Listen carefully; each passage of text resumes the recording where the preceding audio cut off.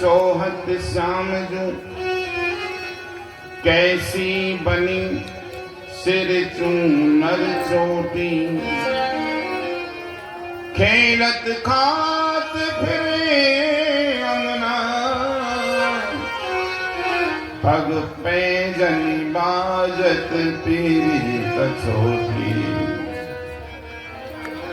या सबको रस खान बिलोकत वारित काम कला हरि हाथ सुने गयो माखन रोटी।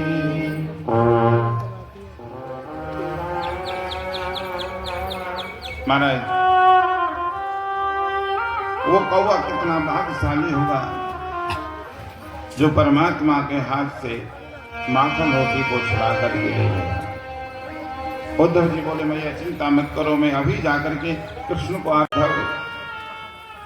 हमने सिर्फ प्रेम किया है। आप ज्ञानी हो लेकिन हम ज्ञान के बारे में कुछ नहीं जानते हैं। हम प्रेम दीवानी, वो प्रेम दीवाना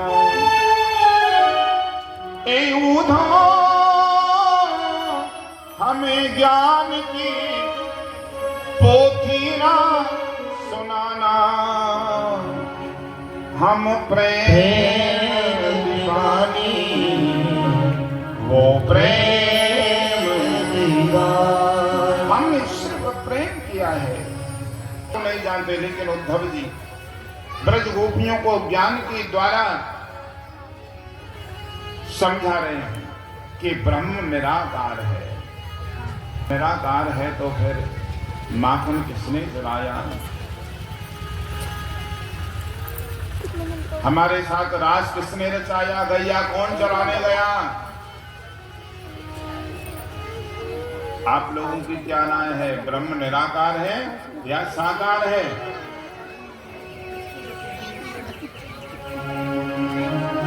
ब्रह्म निराकार भी है और साकार भी है। देखिए योगियों का ब्रह्म निराकार है, लेकिन वो निराकार ब्रह्म अपने भक्तों के भाव को देख करके साकार रूप में प्रकट हो जाता है।